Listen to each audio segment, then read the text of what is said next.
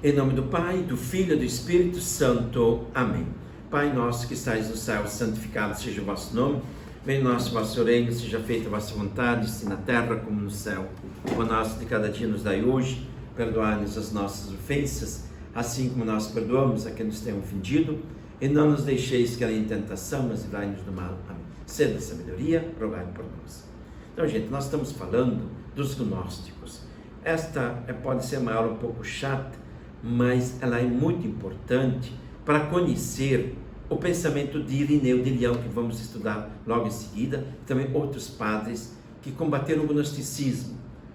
Precisamos conhecer um pouco a fundo, como aqui estou colocando assim, conta-gotas, o que foi todo esse sistema gnóstico, que procurou dar uma releitura de toda a revelação, de todo o mistério trinitário. Então é claro que os padres tiveram que penetrar os gnósticos, porque eles se infiltravam nas comunidades e procuravam adeptos, e por isso tornavam o cristianismo não verdadeiro, né? Então, temos aqui, como eu falei, o mito de Valentim, gnóstico, onde teriam três categorias de pessoas: materiais, condenados à própria sorte; psíquicos, que seriam os cristãos; e os espirituais, que seriam os próprios gnósticos. Vamos continuar ainda novamente aqui na doutrina gnóstica. Imagens e símbolos. A doutrina gnóstica e o problema do mal. Então, eles procuravam também dar uma leitura a respeito disso, da questão do mal. Do mal, então, que não se tinha uma ideia clara. Dizem que o mundo é mau, o mundo. Porém, para salvaguardar a bondade do Criador, os gnósticos dizem que o mundo e o homem foram criados por um segundo Deus, o Demiurgo, o Criador, o filho de Sofia, o último dos 11 celestes, que quer procriar sem os seus companheiros, Sofia. Então, tinha também esse mito de Valentim, como eu falei antes, e que gerou, portanto, o mundo mau. Sofia, ao deixar cair no pleroma, a sua substância gera matéria e dá vida a um monstruoso fato, o mundo, que foge da sua razão. Então, não se tinha ainda ideia clara do mal, então foi criado por um segundo Deus, não o verdadeiro Deus.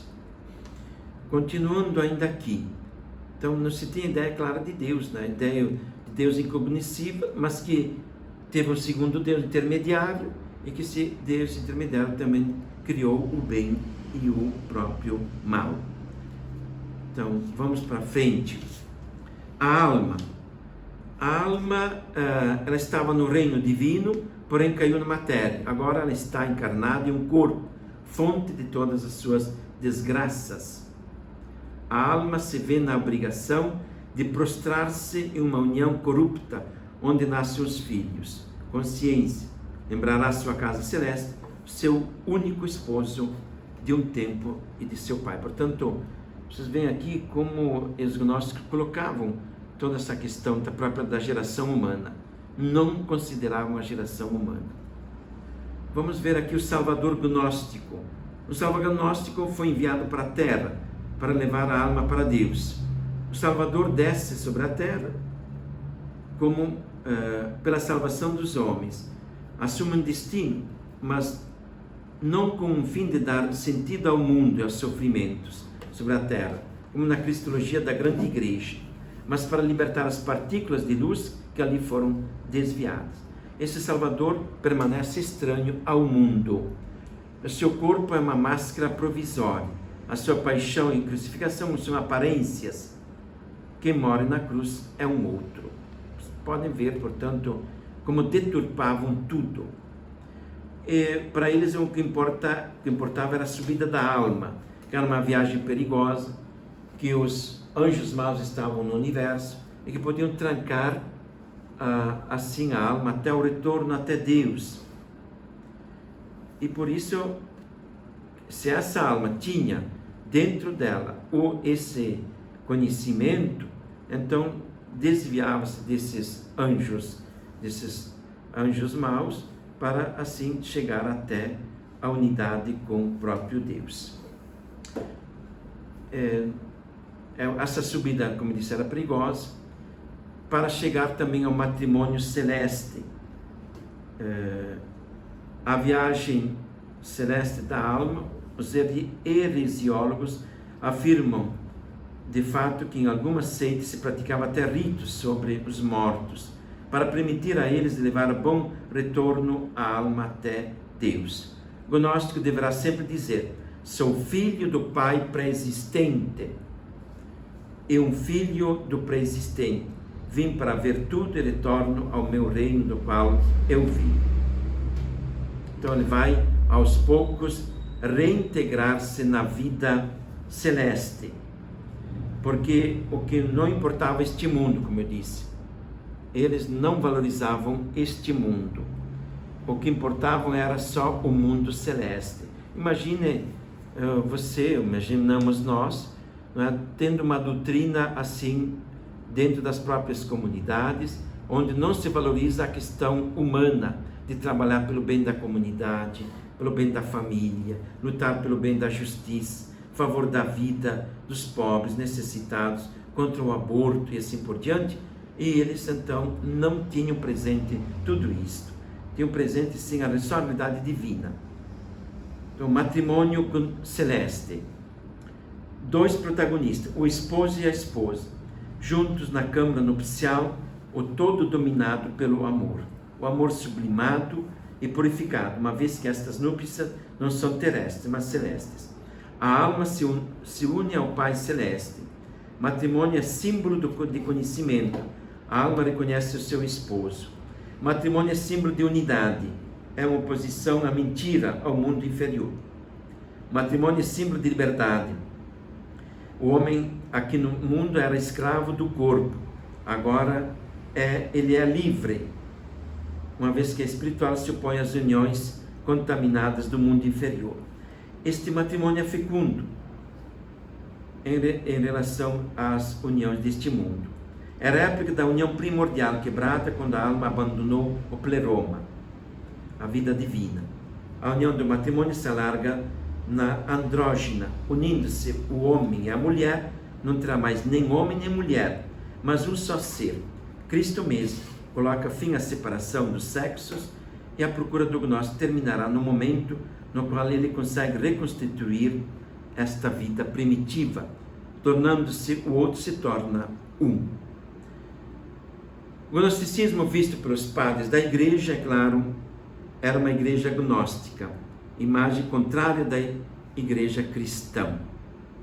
Eles recusavam a hierarquia, bispos, padres, diáconos, por não reconhecerem a investidura de Pedro, a cabeça da igreja e da sucessão apostólica. Os gnósticos consideravam-se igreja única, verdadeira, porque era fundada sobre uma tradição e autoridade secretas que não eram aquelas de Pedro. Os gnósticos consideravam uma comunidade de eleitos, e por isso eles afirmavam que os cristãos eram gente de segunda ordem, incapaz de alcançar o conhecimento. Na divisão valentiniana, como nós vimos, da humanidade, em 3 classes, materiais, psíquicos e espirituais, os cristãos eram chamados de psíquicos. Possuíam a alma, mas não o espírito. Não tinha acesso imediato ao conhecimento. O gnóstico tinha uma concepção elitária de si mesmo, em relação à hierarquia, em relação aos outros. As instituições organizativas são consideradas inúteis para alcançar a salvação, porque a hierarquia eclesiástica obedece à estrutura histórico-política deste mundo. Por isso sofre os condicionamentos e resulta absorvida do poder dos anjos maus. Portanto, os padres tiveram que combater os gnósticos, porque era toda uma releitura, era uma outra vida que era colocada, separada dos cristãos, não é? E isso, claro, atraía muita gente, porque os pagãos consideravam-se ainda como pagãos, sobretudo as pessoas da alta sociedade, mas também do povo simples, porque mesmo se convertendo ao cristianismo, permaneciam ainda gnósticos. Então era preciso combater o gnosticismo dentro das comunidades. Então nós vamos ver agora um primeiro autor dentro de toda esta visão aqui. A província da Gália, no Império Romano, aqui, então, como eu disse, todo o império era dividido por províncias. Gália seria hoje a França. Gálios, gauleses, não é? Praticamente é o mapa aí ainda da França. A Gália era ali uma província onde tinha um governador, tinha também as suas autoridades, soldados e também todo o poder judiciário. Gália, então. Aí nós vemos esta leão, não é? Então, onde temos a presença de Irineu de Leão, que depois também se encontrou com o Papa Eleutério nesse período. Bispo de Roma também Vítor I, teve uma relação ali nos anos 189 a 199, é muito importante ter presente essas figuras para a gente entender. Bispo de Leão, Potino, foi um dos primeiros bispos que morreu martirizado no ano 177, São Potino. Irineu de Leão, então. Ele era da Turquia, né, e veio para a Ásia Menor, veio para Leão. Irineu de Leão, 140, 160 até os anos 200, não sabemos bem se foi nos anos 200, mas deve ter sofrido martírio no ano de 200. Vida. Foi o mais importante dos teólogos do segundo século. Nós não conhecemos o ano exato do seu nascimento, como eu falei, de 140 a 160. No entanto, ele pode ser fixado nesse período. A sua cidade natal foi certamente Esmirna. Irineu foi discípulo de Policarpo, gente. Desta forma, era em contato com a idade apostólica. Vocês lembram quando eu falei de Policarpo, de quem ele era discípulo? De João. Então, João, Policarpo, que por sua vez teve como discípulo Irineu de Leão. Que bom isso. Estamos então ainda ligados à era apostólica. Essa era apostólica que vai até os anos 200 praticamente. 100 anos a mais da própria, do próprio fechamento da revelação. Praticamente no ano, ali perto dos anos 100, teria morrido o último dos apóstolos, João. Mas a continuidade dos discípulos, dos apóstolos, pelo menos vai até Irineu de Leão. Por razões desconhecidas, ele deixou a Ásia Menor e foi morar na Gália. Como disse, era de lá, foi morar na França. Foi presbítero da igreja de Leão, e no ano 177, 178, foi enviado pelos mártires daquela cidade a Roma, pelo Papa Eleutério. Vocês viram essa figura dele, para servir de mediador numa questão concernente ao montanismo. E quando ele retornou de Roma, o velho bispo Potino já era mártir. Irineu sucedeu a ele. Irineu tornou-se verdadeiro artífice da paz na controvérsia pascal do Papa Vítor I, que queria excomungar os bispos da Ásia Menor, como eu falei, naquela controvérsia da Páscoa. É ignorada a data de sua morte. Gregório de Tours fala que morreu mártir. Escritos, vamos ver, obras. Há diversos héreses. Irineu, além de administrar a sua própria diocese, assumiu a missão de combater as heresias gnósticas, com a composição de vários escritos, nos quais dá uma análise crítica de especulações fantasiosas dos gnósticos. Isto se explica devido também a uma grande familiaridade com a tradição apostólica. As relações com Policarpo e com outros discípulos dos apóstolos. Eles dão um sólido fundamento na luta contra as heresias. Infelizmente, muitos dos seus escritos não chegaram até nós. Mas temos adversos héreses contra os heréticos, contra as heresias. Nós não possuímos o texto original grego, mas uma tradição latina muito fiel à letra. A obra se compôs de duas partes. A primeira se preocupa em pesquisar a heresia gnóstica. É o primeiro livro e constitui um valor inestimável para a história do gnosticismo. Irineu começa com uma particular análise da doutrina dos valentinianos. E depois, é claro, fala de todos os principais gnósticos.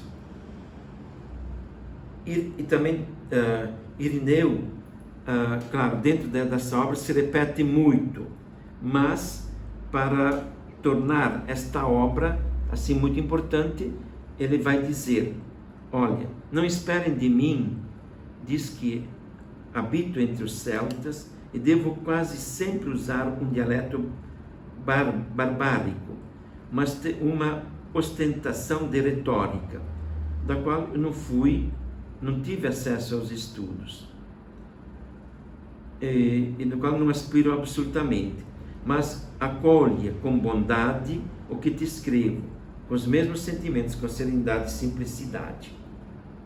Outra obra, Demonstração do Ensinamento Apostólico, como falei antes, a obra procura estudar a fé cristã, as três pessoas da Santíssima Trindade, a criação, pecado humano, encarnação e redenção. Vamos ver aqui agora alguns itens dentro da sua teologia, porque é muito importante estudar a teologia de Santo Irineu, porque vai fundamentar toda a nossa teologia, não é? Praticamente, essa teologia de Irineu, de Tertuliano, que vamos estudar também logo em seguida, de Orígenes, vai possibilitar, assim, muitos aspectos da nossa dogmática. Então, a importância de Irineu como teólogo, vamos ver aqui. Ele nos dá, ele coloca contra os gnósticos a identidade do Deus verdadeiro e único, com o Criador do mundo e o Pai do Logos. Por que isto? Porque os gnósticos não tinham ideia clara de Deus, não tinham, só falavam de um Deus incomunicável, de um Deus incognoscível, mas não tinham presente as pessoas, portanto falavam de eões, de espíritos divinos, não se falava de Pai, Filho e Espírito Santo. Então ele vai dizer que o Deus único, verdadeiro, é o Criador do mundo e Pai do Logos. As pessoas divinas existiam antes da criação do mundo, já que as palavras façamos o homem a nossa imagem e semelhança são dirigidas ao Pai, o Filho e o Espírito Santo, que Irineu chama, em sentido alegórico, das mãos de Deus. Portanto, ele é importante como teólogo porque desmascara as doutrinas gnósticas, vai contra, colocando, portanto, a verdade de fé. Portanto, uma pessoa que procurou realçar Deus como Ele é. Pai, Filho e Espírito Santo, unidade na Trindade, Trindade na unidade. Também a questão da Trindade, como eu falei antes aqui, que tem esse ponto. A Trindade, Deus é único e é trino. Para os gnósticos não tinha claro isso. Então, vamos ver tudo isto. A sua cristologia, geração eterna. Ninguém conhece a geração do Filho, mas somente o Pai. Portanto, é uma geração eterna. Irineu nos ensina também a pericoresis, o circumcessio. O Filho está no Pai, o Pai está no Filho. É muito importante isso, são palavras gregas para dizer tudo aquilo que é do Pai é do Filho, tudo aquilo que é do Filho é do Pai, e o Espírito Santo é amor do Pai e do Filho. Claro que isso encontramos nos Evangelhos, mas ele procurou decifrar essas palavras no aspecto teológico. Assim, ele defendia, não é, contra os gnósticos a identidade do Pai e do Logos. As pessoas divinas existiam antes da criação do mundo, já que as palavras façamos imagem e semelhança, como eu disse, eram palavras próprias, não é, como as mãos do Pai. Então, nós vamos terminar aqui, dentro da sua teologia, e nas próximas aulas nós vamos ver outros itens, como a recapitulação, a mariologia e outros pontos. Glória ao Pai, ao Filho e ao Espírito Santo, como era no princípio, agora e sempre. Amém.